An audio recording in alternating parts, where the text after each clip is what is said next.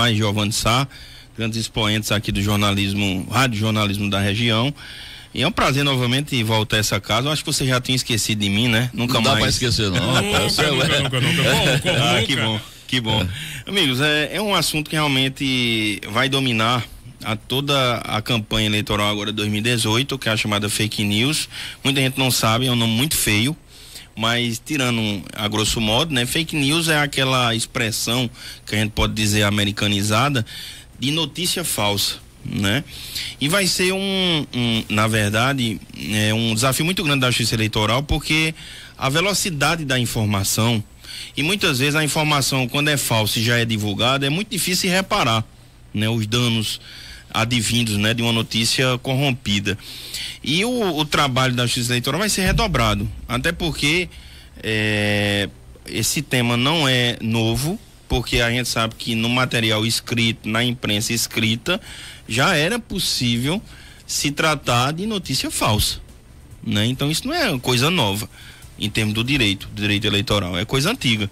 Agora se tornou muito difundida e discutida, debatida na atualidade por conta exatamente das redes sociais, que a velocidade é muito alta e foge do controle dos mecanismos de controle.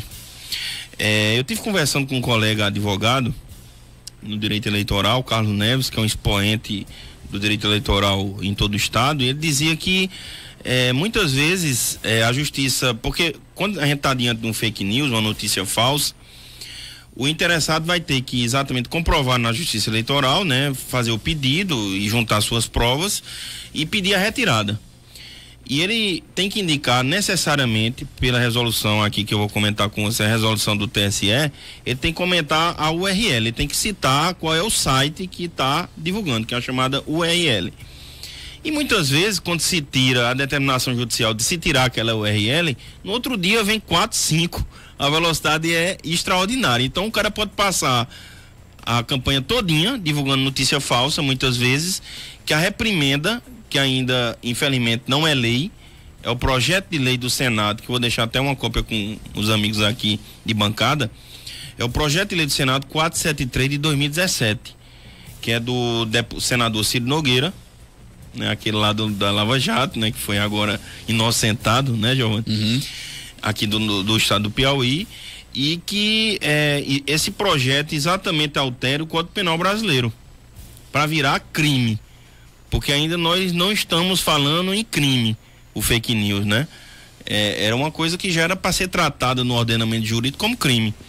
E esse projeto de lei vem exatamente alterar o Código Penal para acrescentar o artigo 287-A ao Código Penal, que diz o seguinte: divulgar a notícia que se sabe ser falsa e que possa distorcer, alterar ou corromper a verdade sobre informações relacionadas à saúde, à segurança pública, à economia nacional, ao processo eleitoral, qualquer que afete um interesse público relevante, ele agora prevê o crime como detenção de 6 meses a 2 anos e multa, se não constitui algum fato mais grave. Então, vem em uma boa hora, embora tardia, esse projeto de lei, Giovanni, que vem exatamente disciplinar essa questão do fake news. Se a gente vai ter reprimenda necessária nessas eleições de 2018, eu digo que ainda não. A gente vai estar apenas diante da resolução do TSE, a resolução 23.551 de 2017, que lá no artigo 6º, se eu não estiver enganado, não estou enganado, é o artigo 23, que lá prevê uma multa de 5.000 a 30.000 reais para quem divulgar notícias que se conheça que é falsa ou que se tem a possibilidade de saber potencialmente seus efeitos sejam lesivos à imagem de outra pessoa. Então está lá no artigo da resolução apenas uma multa, é uma multa eleitoral de 5.000 a 30.000 reais. Então é uma multa branda, porque um candidato ele pode passar as eleições todinha divulgando fake news e o máximo que vai ter é uma multinha aí para ele, e no final ele vai pagar ao candidato ou àquela pessoa, né, que divulga, né? Quem esteja ligado ao candidato. Que esteja ligado ao candidato, porque não tenham dúvidas que quem vai pagar essa multa não é a pessoa, é o candidato. É, né? A coligação. Ô, doutor, que bom a gente foi tocar nesse assunto agora. Agora, o senhor começou argumentando aí que o fake news não é novo. É claro, na eleição de Trump foi o que mais deu, né? O pau que rolou no próprio Trump. E mais. Pegou-se depois que foi um cara que inventou muito essa história dos fake news, né? Exato.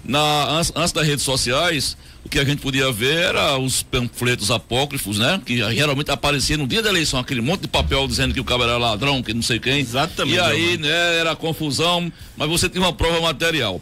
Eu tô perguntando isso para ilustrar com a minha seguinte pergunta.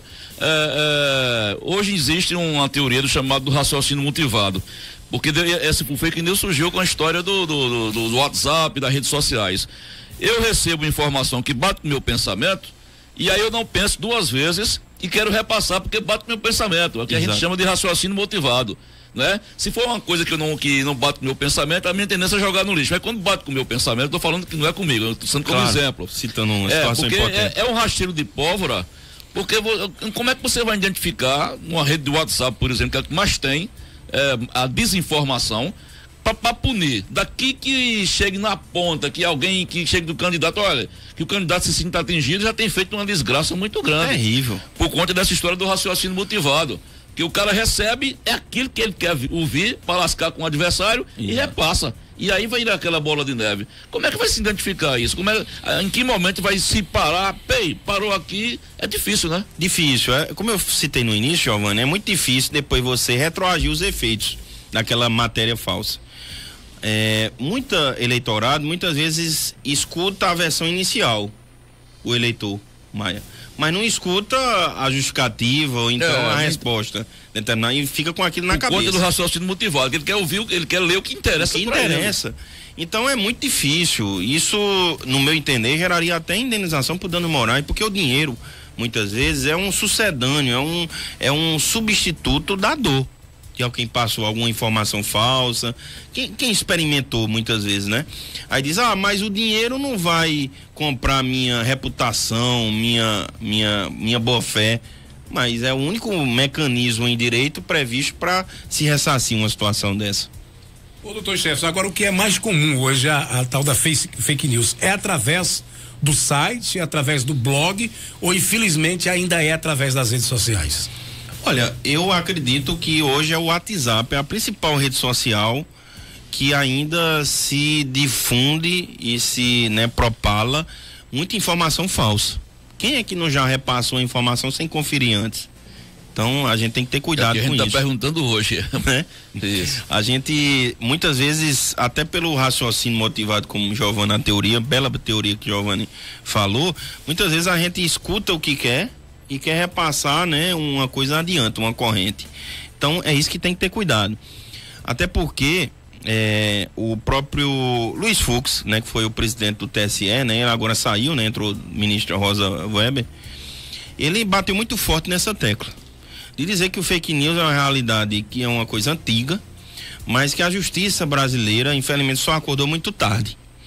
E, inclusive, Giovanni, ele declarou, e uma coisa que está lá no Código Eleitoral, se uma eleição for decidida com base em fatos inverídicos, com base em fatos mentirosos, ou que sabe que isso pode ter influenciado diretamente o pleito eleitoral, a eleição pode ser anulada. É uma coisa que pouca gente sabe.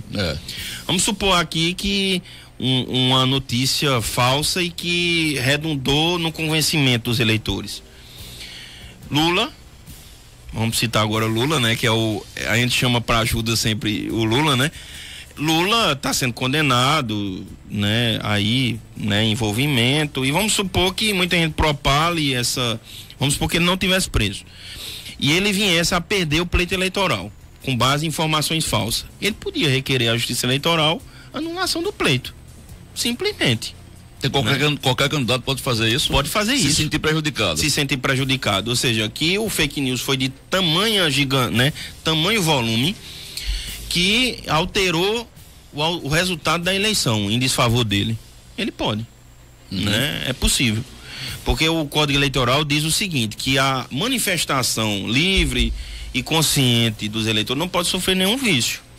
Se uma vez verificado que sofreu, pode ser anulada a eleição. É uma coisa nova, né? Que a justiça ainda está procurando os meios para coibir. Agora, digamos, doutor Stephenson, a notícia falsa, ela chega para mim.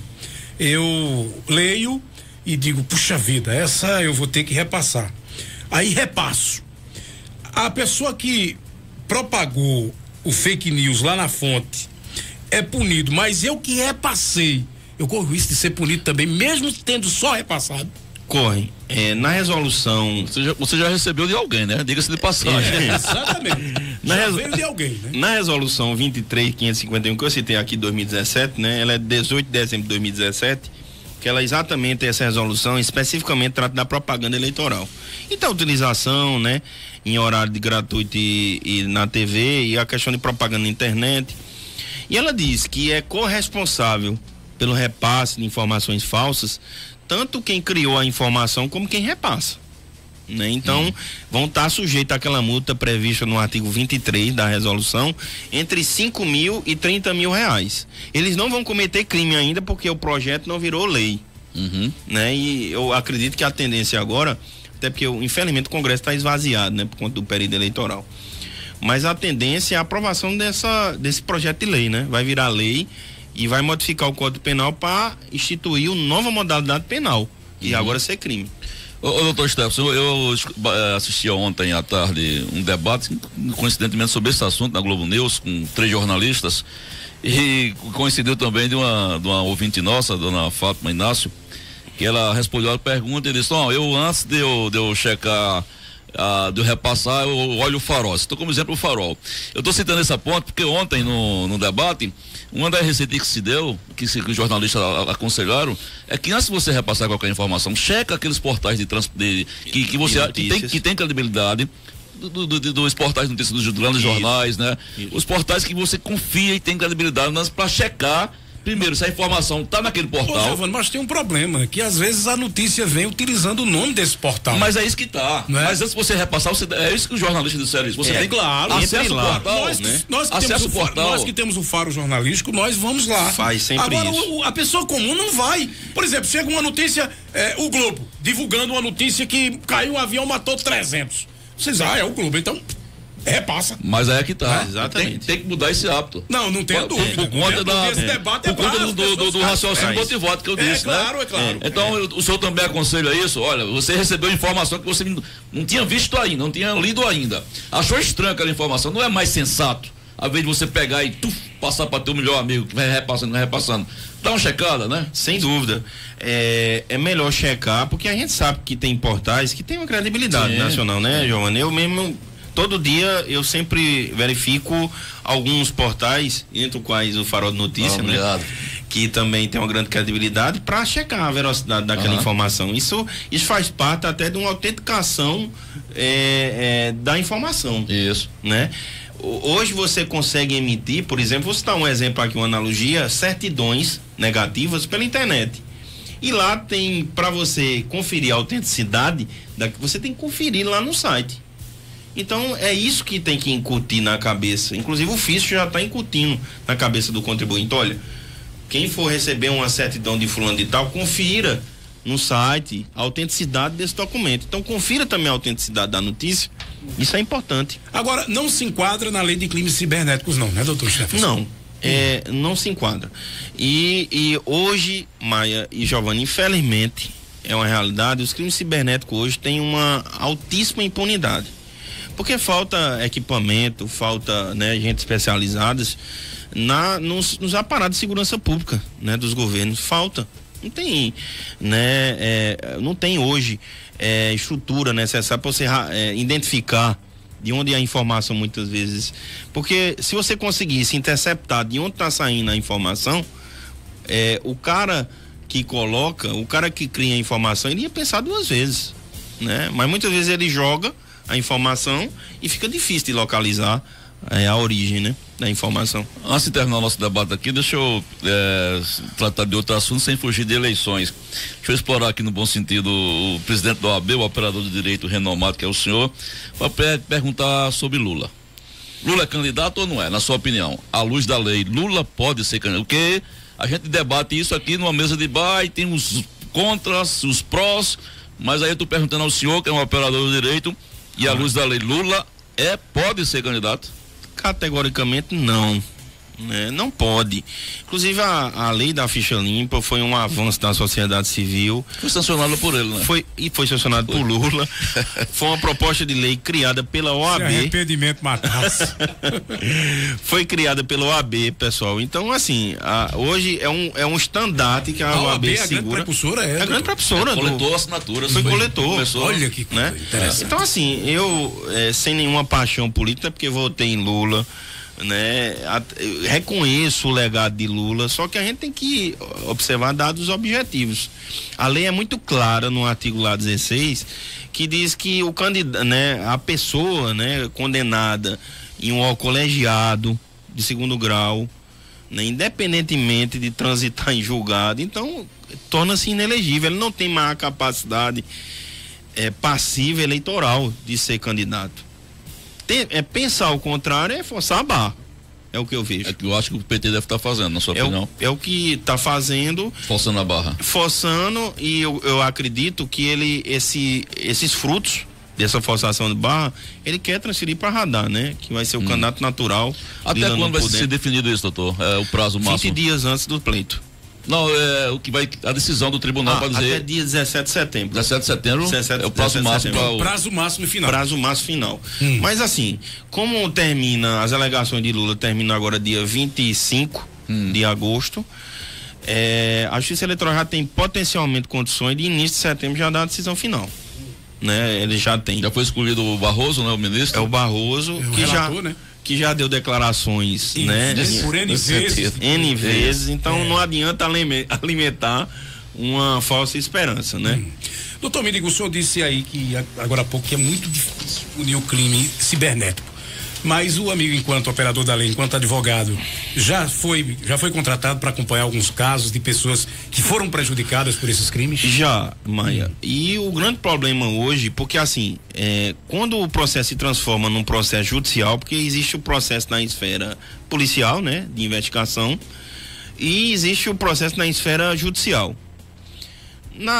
O processo, para ser bem formado, bem instruído, ele precisa de uma boa investigação na esfera policial, para identificar os autores, a origem, E o que a gente verifica é que não é que falta boa vontade das nossas polícias em investigar, é o fato que ainda falta de ferramentas com tecnologia. Quando você fala Estados Unidos, que consegue e verificou, por exemplo, no caso de Trump aí, que teve a ajuda do governo soviético, foi uma inteligência pesada, nisso aí, para verificar. Então, como diz, na capital, por exemplo, tem uma delegacia especializada em crimes cibernéticos. É uma coisa mais para propagar do que qualquer outra coisa, Porque é mesmo. Existem pessoas muito capacitadas, só que falta estrutura, eu acredito, não é humana, é estrutura de equipamento. Para se chegar. Eu acredito. Que é difícil punir, Que é difícil, chegar ao final de um processo. Você não tem conhecimento ainda de alguém que foi condenado por isso? Não, eu não tenho. Sinceramente, se tiver, eu posso estar enganado, mas eu não tenho conhecimento. De alguém que foi condenado que foi condenado. Um crime cibernético. Exato, eu não tenho. É complicado mesmo. Agora, assim, a justiça funciona no sentido de, por exemplo, uma vez detectado que a notícia é falsa, o crime cibernético, ou difamatório, a justiça consegue realmente obrigar os portais, Facebook, Instagram, e qualquer outro portal, ou rede social, para retirar o conteúdo. Isso aí é uma coisa que é efetiva. Só que o grande problema é a falta de punição de quem faz isso. O máximo que pode acontecer é retirar o conteúdo. Retirar o conteúdo. Aí vem aquela pergunta. O estrago já está feito. O estrago já está feito, Infelizmente. É verdade. Doutor Stephenson, a gente agradece a sua participação aqui, foi muito importante esse nosso bate-papo, esclarecemos algumas situações e pode se preparar que durante o pleito eleitoral que está aí já começou, e quando tiver na efervescência mesmo, o senhor vai estar aqui nessa bancada mais vezes. Sem dúvida, será um prazer muito grande. Eu quero dizer, até deixar aqui uma cópia do projeto de lei que está no Senado aqui com meus amigos, que comece a conscientização das pessoas a partir antes do projeto, porque depois que vira lei, já é uma punição, já é crime. Quem praticar já vai cometer crime. Então tá aí o projeto de lei, agradecer aqui, colocar sempre à disposição e parabenizar os amigos pelo grande e brilhante trabalho que vem desempenhando aqui na nossa cidade. Muito bem, minha gente, esse é Dr. Stephenson, presidente da OAB Seccional Serra Talhada, que esteve aqui com a gente. São 12h53 agora, Rede Mais Combustíveis, são